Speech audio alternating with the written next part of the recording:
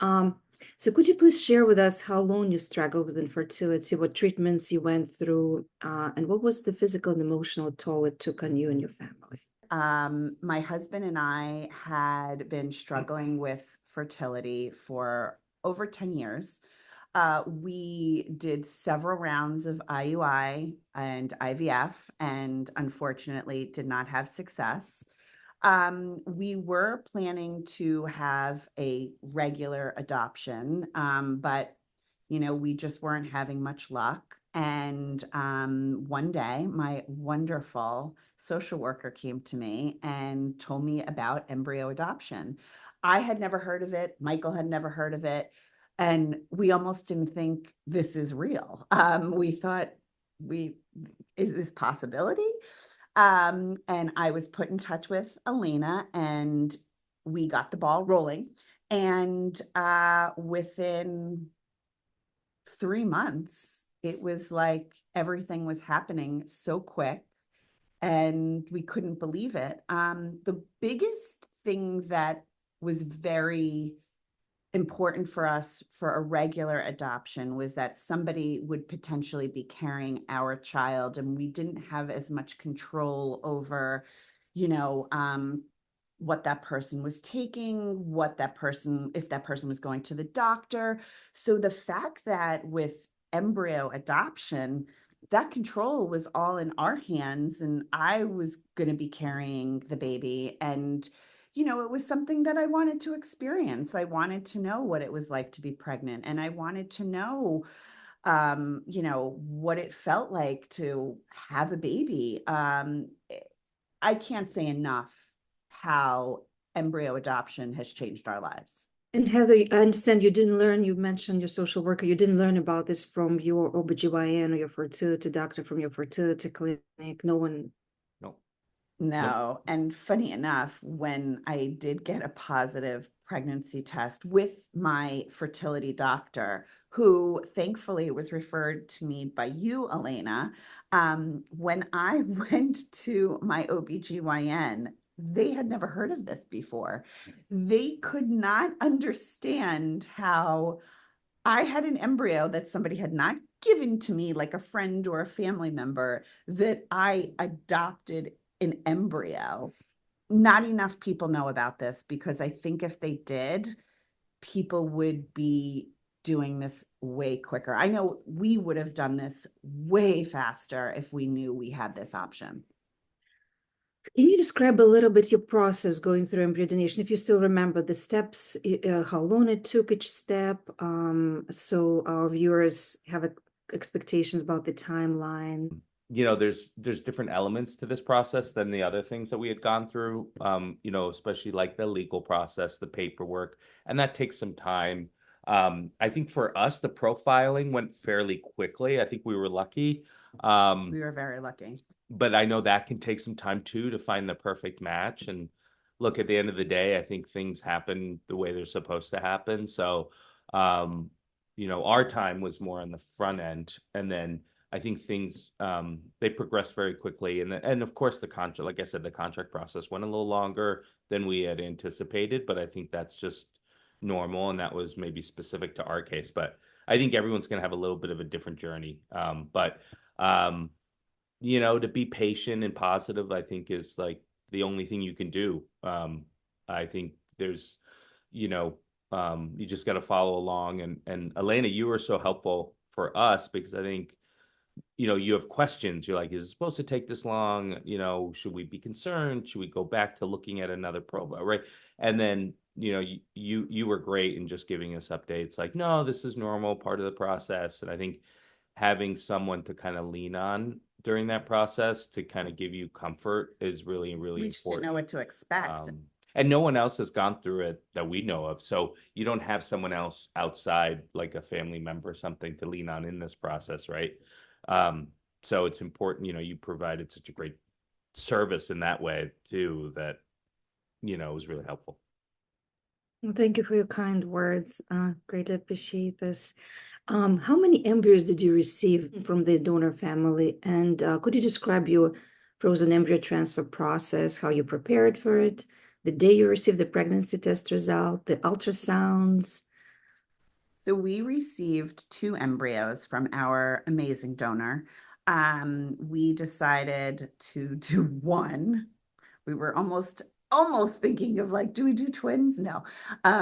So we did 1 embryo. We still have 1 embryo frozen. I went to Sheer Fertility that you referred me to, and they could not have been more incredible. They were incredible. The whole process was pretty much like going to see a fertility doctor as if you were going to do IVF. They run all the tests, they make sure that your uterus is thick enough. And, listen, any woman out there who's gone through this process, they know that with all of the injections and the medications, it's not fun. And you don't know if it's going to work, right? Because that's the biggest fear, is that you're like, am I going through this again? And it's not going to work. It's always that fear that lies inside of you. But I believe that I did my transfer on March 28th. And 10 days later, I went in to have my blood work done. And, we were bracing ourselves that, like, okay, if it doesn't work, still got 1 more embryo. That would be amazing. But lo and behold, I'll never forget. We got that embryo, we got the pregnancy test, and we were like, wait, I'm sorry, did you say positive? Because we had never gotten a positive test before. So we were just like, did you say positive? And they were like, yes, positive. And you want so much more emotion with the lab technician that you're like, is this real? Can you believe this? And they were like, follow up with your fertility doctor. And I was like, okay. And then I believe 10 days later, we went in to see our doctor, and we were still not even believing it really, and did the scan, and he's like, okay, everything's looking good. Then I don't remember how many weeks it was later when we went in and heard the heartbeat. And that was just, Yeah. That was like the moment that it was real, was when there's a little pee in there, but there's a strong, strong heartbeat. I guess every parent goes through that, but that was for us. That was like the moment of like, wow, this is real. happening. This is happening. So that was special. Never forget that. Oh, wonderful. And how was your pregnancy, Heather? Could you describe your pregnancy and the delivery? How you Honestly, my pregnant, if you would have asked me this while I was pregnant, I'd be like, oh gosh, oh. But there's this amazing thing that happens with women in pregnancy. You forget all of that. It's otherwise you wouldn't have another one, right? But I have to say, my pregnancy was amazing. I felt great. Aside from ridiculous acid reflux, it was easy peasy. You you just can't imagine. I kind of feel bad for men in this way, is that you just can't imagine what it feels like with this child growing inside of you, the kicks and the everything going on. It's amazing. Our son was breech, so I had to have a scheduled C-section, which I'm not gonna lie, I'm kind of thrilled he was C-section.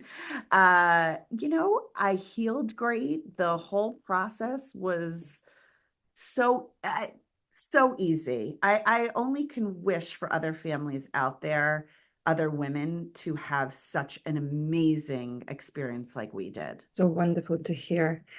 So you have this 1 embryo left. What are your thoughts about it? Are you planning to have a second child, or We're like a band that hasn't announced retirement yet, but we're not sure. So we'll see what happens with the rest of this tour, and then we'll decide. Yeah, but We'll decide if we're going to continue on tour or have our last show. Yeah, we're not We're not sure. sure. We're not sure, but But we're going to decide soon, because we're not spring chickens yeah, any longer. But he's kept us on our toes, which is a good thing. yeah. So yeah, we have to figure that one out. Figure that one out. And as we would love to have another one, because I kind of feel like the first time I was pregnant, I was so in shock that I never really got to enjoy a lot of it, because I was so worried. That I feel like a second one, I would be able to like go through and be like, oh, this is okay, and this is fine, and no big deal. But what I'm forgetting is I would at this point have another child running around. But you know, we're still deciding. We're still deciding. Absolutely. There is a plan for this embryo. So if you decide not to use the embryo, what's going to happen with the embryo? Yeah, so the plan is that you know, the embryo would go back to the donor for another family to have the same great opportunity we had. So there's no you know, there's no negative at any, you know, with the process. He gave us this amazing opportunity, and if he wants to make the decision who that embryo should go to, we are absolutely fine with that, because another family should get this wonderful experience that we have. So what type of donation did you choose? Is it anonymous or open? Do you know the It's name and address of your... open. It's open. Yeah, we have contact with the donor. We provide updates. But also what's amazing too, we were actually just talking about this. He provides updates too, which he doesn't have to do of their family, which is nice. Yeah. So it's really a two-way relationship. I think it makes it a little bit easier that way. You're just really just sharing updates with a family member. Yeah. And it's, you know, once or twice a year, and just it's more just curiosity. And you know, obviously in the beginning you're like wondering why, but then it's all a really good reason, you know. And I also think that it was, you know, we wanted to do open too, because if, God forbid, there was a health issue or Right. something, we wanted to be able to get in touch with our donor and ask questions. Did his Yep. children have this problem? You know, just it's good to have medical information, especially when you need it the most. Mhm. Wonderful. Thank you.